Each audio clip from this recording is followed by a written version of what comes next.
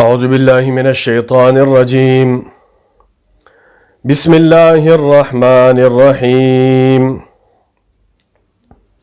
وَإِذْ قَالَ مُوسَى لِقَوْمِهِ إِنَّ اللَّهَ يَأْمُرُكُمْ أَن تَذْبَحُوا بَقَرَةً قَالُوا أَتَتَّخِذُنَا هُزُوًا قَالَ أَعُوذُ بِاللَّهِ أَنْ أَكُونَ مِنَ الْجَاهِلِينَ سبحانك لا علم لنا إلا ما علمتنا إنك أنت العليم الحكيم۔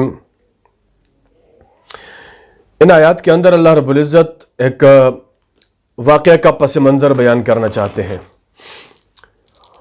واقعہ یہ ہے کہ بنی اسرائیل کے اندر ایک قتل ہو گیا تھا، کسی نے کسی کو قتل کر دیا۔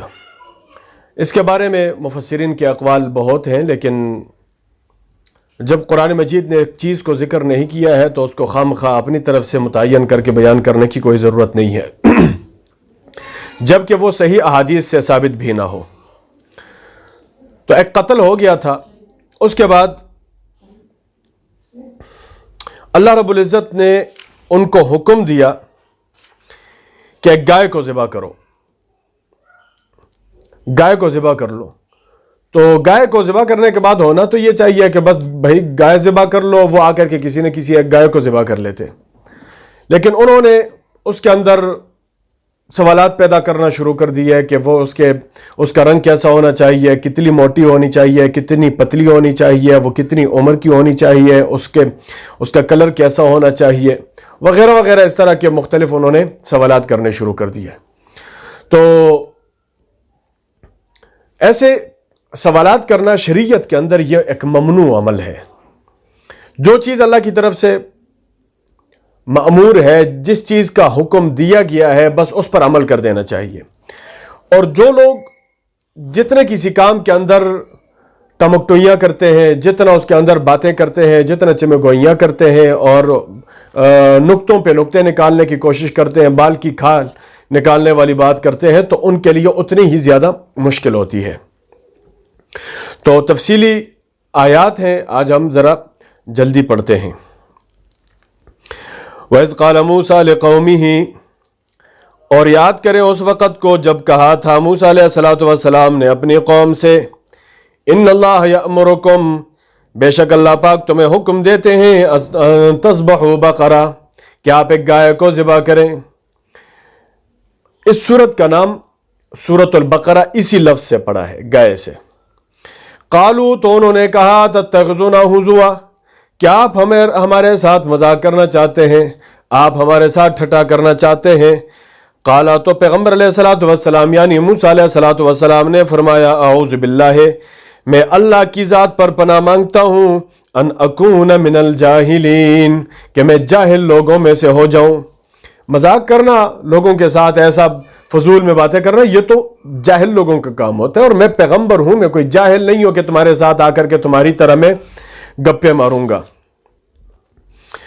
جب ان کو پتہ چلا کہ واقعی اللہ کی طرف سے یہ حکم ہے، تو انہوں نے پھر اس کے اندر باتیں نکالنا شروع کر دی۔ جس طرح ہم کہتے بھی ہیں، پشتوں کے اندر ہم خصوصی طور پر یہ ایک محاورہ ہے، صد بنی اسرائیل غوا دیتے نہ جوڑا کڑا، یعنی جب کسی کام کے اندر بہت زیادہ حجتیں نکالی جاتی ہیں، باتیں نکالی جاتی ہیں، سوالات اور اعتراضات نکالے جاتے ہیں، تو پھر کہا جاتا ہے کہ سب بنی اسرائیل غوا دیتے نہ جوڑا کڑا۔ مطلب کیا ہے کہ خواہ مخواہ کی فضول باتیں نہ کرو، خواہ مخواہ کے فضول سوالات نہ کرو۔ قالو، تو انہوں نے کہا، ادعو لنا ربک، ادعو لنا ربک، پکاریے اپنے رب کو ہمارے لیے، یبین لنا، تاکہ وہ ہمارے لیے بیان کر دے، ہمارے سامنے بیان کر دے، ما ہی، کہ یہ کیسی گائے ہونی چاہیے، کیونکہ گائے تو بہت ساری قسموں کی ہوتی ہے نا، کون سی گائے ہونی چاہیے۔ قالا، تو اللہ پاک موسیٰ علیہ السلام نے فرمایا، انہو یقول، اللہ پاک فرماتے ہیں، انہا بقرۃ، یہ ایک ایسی گائے ہونی چاہیے، لا فارض، کہ نہ بہت زیادہ بوڑھی ہو، ولا بکر، اور نہ ہی بن بیاہی ہو، یعنی بہت زیادہ بوڑھی بھی نہیں ہونی چاہیے اور بہت زیادہ چھوٹی بچی بھی نہیں ہونی چاہیے۔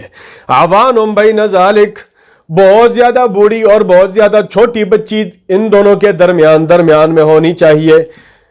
بات پوری ہو گئی. اب تو تمہارے سامنے آ گئی نا بات کہ کون سی گائے ذبح ہونی چاہیے. تمہارے سوالات بھی ہو گئے, تمہارے جوابات بھی ہو گئے. فَفْعَلُوا, تو اب کر گزرو, مَا تُؤْمَرُونَ, وہ جو تمہیں حکم دیا جاتا ہے. اب یہاں پر ان کے دل ٹھنڈے نہیں ہوئے, موسیٰ علیہ السلام کو تنگ کرنے سے باز نہیں آئے. انہوں نے پھر سوال کرنے شروع کر دیے. قالوا, تو کہنے لگے, ادعو لنا ربک, پکاریے ہمارے لیے اپنے رب کو. یبین لنا ما لونہا, یہ تو اس کی عمر کی بات ہو گئی کہ بڑھیا نہیں ہونی چاہیے, بچی نہیں ہونی چاہیے, درمیان میں ہونی چاہیے, یہ تو اس کی عمر کی بات ہو گئی. اب ہم یہ بھی پوچھنا چاہتے ہیں کہ اس کا رنگ کیسا ہونا چاہیے, سفید ہونی چاہیے, کالی ہونی چاہیے, بھوری ہونی چاہیے, کون سے رنگ والی ہونی چاہیے. قالا, تو موسیٰ علیہ السلام نے فرمایا, انہو یقول, اللہ رب العزت فرماتے ہیں, انہا بقرتن, یہ ایک ایسی گائے ہونی چاہیے, صفراء, کہ جس کا رنگ زرد ہو, فاقع لونہا, اور اس کے رنگ کے اندر گہری زردی ہو, تسر الناظرین, اور ایسی ہو کہ بندہ دیکھے تو اس کا دل خوش ہو جائے, یعنی دیکھنے والوں کو وہ خوش کرے. بعض گائے ایسی ہوتی ہیں جن کی ایسی ہڑیاں نکلی ہوئی ہوتی ہے, ایسا ڈھانچہ ہوتا ہے جیسے ایکس رے ہوتا ہے, تو بندہ دیکھے تو آنکھیں دوسری طرف پھیر لیتے ہیں, پتہ نہیں یہ کیا گند ہے. لیکن جب ایسی کوئی گائے ہوتی ہے جو موٹی ہوتی ہے, تکڑی ہوتی ہے, تازی ہوتی ہے, رنگ بھی اس کا اچھا ہوتا ہے, اور ایسی طاقتور سی ہوتی ہے نا, تو بندہ دیکھے تو دل خوش ہو جاتا ہے. اور خصوصاً وہ لوگ جو ایسے جانوروں کا کاروبار کرتے ہیں, جب وہ ایسی کسی گائے کو دیکھتے ہیں نا تو ان کا دل دھڑکنے لگ جاتے ہیں, بھائی لو, بہت زیادہ خوش ہو جاتے ہیں وہ. قالو, تو انہوں نے تیسرا سوال کرنا شروع کر دیا, ادعو لنا ربک, اے موسیٰ ہمارے لیے اپنے رب کو بلائیے, ان سے پوچھئے, یبین لنا, تاکہ وہ ہمارے سامنے بیان کر دیں, ما ہی, صرف عمر کی بات تو نہیں ہوتی نا, صرف رنگ کی بات تو نہیں ہوتی, اس کے اندر تو بہت ساری باتیں اور بھی ہوتی ہیں, وہ ہمارے سامنے کھول کے بیان کر دیں تاکہ ہم بات کو سمجھ لیں, اور سمجھنے کے بعد ہم عمل کریں. تو ان البقرہ تشابہ علینا, کہنے لگے کہ گائے تو ہمارے اوپر گڑبڑ ہو گئی ہے. گائے کے اندر لمبی بھی ہوتی ہیں, چھوٹی بھی ہوتی ہیں, موٹی بھی ہوتی ہیں, پتلی بھی ہوتی ہیں, رنگ کے اندر بھی مختلف ہوتی ہیں, عمر کے اندر بھی مختلف ہوتی ہیں, صفات کے اندر بھی مختلف ہوتی ہیں, تو کون سی گائے کو ہم ذبح کر لیں.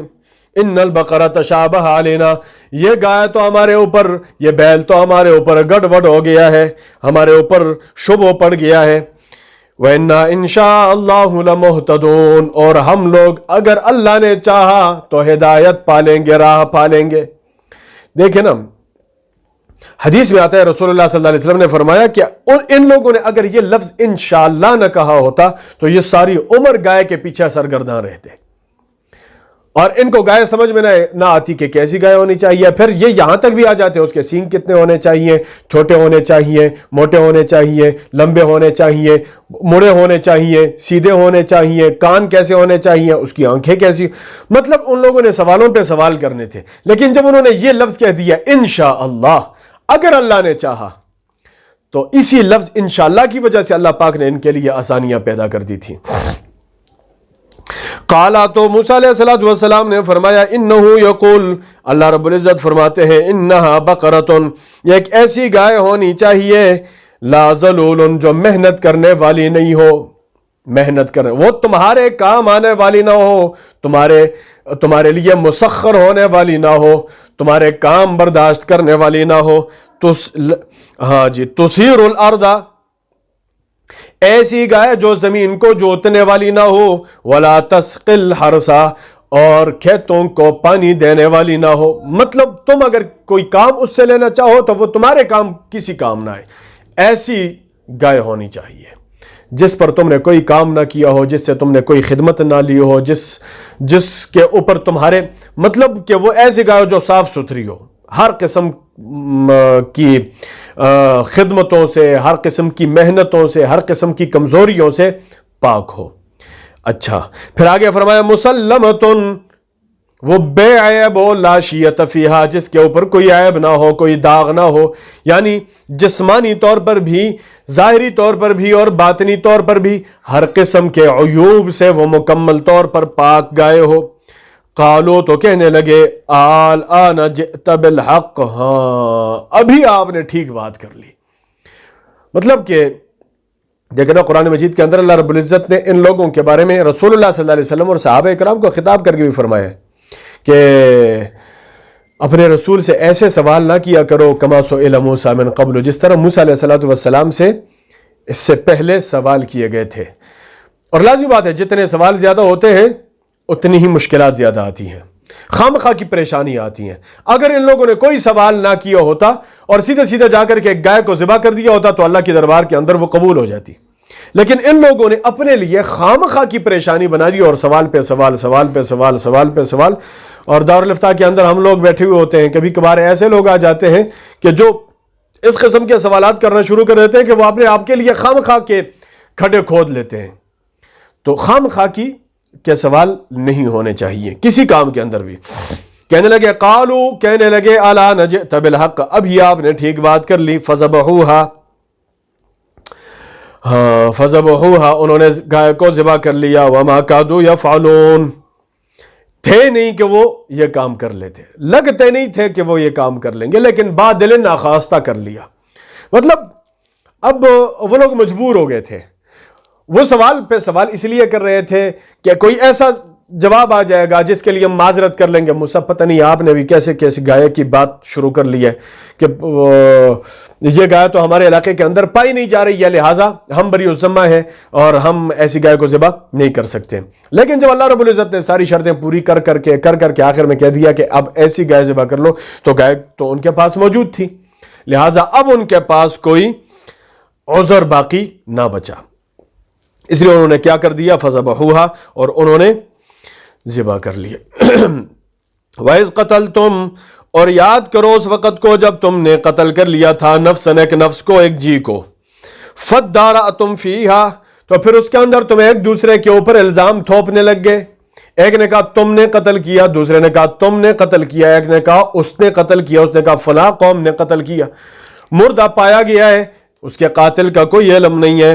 تم لوگ پریشان ہو گئے، اب کیا کریں، ایک دوسرے کے اوپر تھوپنے لگ گئے، ایک دوسرے کے اوپر تم الزام دھرنے لگ گئے. واللہ مخرج، اور اللہ کھولنے والا تھا، ظاہر کرنے والا تھا، ما کنتم تکتمون، جس چیز کو تم چھپا رہے تھے. تمہیں پتہ بھی تھا کہ قتل کرنے والا کون ہے، قاتل کا نام تمہیں معلوم تھا، لیکن تم لوگ قاتل کو چھپانے کی کوشش کر رہے تھے جبکہ اللہ قاتل کو ظاہر کرنا چاہ رہا تھا. فقلنا، تو ہم نے کہا، اضربوہ ببعضھا، گائے کا ایک حصہ اٹھا کر کے اس مردے کی میت کے اوپر لگا دو، مار دو. گائے کا ایک حصہ، اس کے گوشت کا ایک حصہ اٹھا کر کے مردے کے اوپر مار دو تو مردہ خود ہی بول اٹھے گا کہ مجھے قتل کرنے والا کون ہے. کذالک یحیی اللہ الموتى، اللہ اسی طرح مردوں کو زندہ کرے گا. یا اللہ رب العزت نے ایک کام کے اندر دو چیزیں ثابت کر دیں. ایک چیز تو یہ کہ انہوں نے گائے کا ایک ٹکڑا اٹھایا گوشت کا اور مردے کی میت کے اوپر لگا دیا تو مردہ جی اٹھا، وہ بیدار ہو گیا، اس کے اندر روح واپس آ گئی، وہ زندہ ہو گیا اور اس نے قاتل کا نام لے لیا اور پھر مر کے لیٹ گیا. ٹھیک ہے، ایک تو یہ بات ہو گئی کہ اللہ اس طرح کی باتیں کرنے پر قادر ہے. دوسری بات کیا ہے، کذالک یحیی اللہ الموتى، اگر کسی کے دل کے اندر یہ خیال آتا ہے کہ اللہ پاک مردوں کو زندہ کیسے کرے گا، تو اللہ نے دنیا کے اندر ہی بتا دیا کہ تمہارا زندہ کرنا میرے لیے کوئی مشکل نہیں ہے. کذالک، اسی طرح یحیی اللہ، اللہ زندہ کرے گا الموتى، مردوں کو، ویریکم آیاتہ، اللہ دکھاتے ہیں تمہیں نشانیاں اپنی، لعلکم تعقلون، تاکہ تمہارے اندر عقل آ جائے، تاکہ تمہیں سمجھ اور بوجھ حاصل ہو جائے. اللہ نے تمہیں عقل بھی دی، آنکھیں بھی دی، کان بھی دیے، اسی طرح تمہیں سمجھنے اور سوچنے کی صلاحیتیں دی ہے. لیکن تم لوگ اتنے بدبخت ہو کہ جو اسباب اللہ نے تمہیں سمجھنے بوجھنے کے لیے عطا کر دیے ہیں تم ان پر سمجھنے بوجھنے کی کوشش کرتے نہیں ہو. اللہ نے تو سب کچھ کر دیا ہے لیکن تم لوگ سمجھنے بوجھنے کی کوشش نہیں کرتے ہو. ثم قست، پھر اللہ رب العزت فرماتے ہیں کہ اللہ پاک نے پھر تمہیں، ثم قست قلوبکم، پھر تمہارے دل سخت ہو گئے، من بعد ذالک، اس واقعے کے بعد، فہی کالحجارہ، تو تمہارے دل کیا ہو گئے، پتھروں کی طرح ہو گئے. पत्थर भी नरम होते हैं, पत्थर भी कुछ न कुछ अल्लाह का हुक्म मानने के लिए ताबेदार होते हैं, तैयार होते हैं।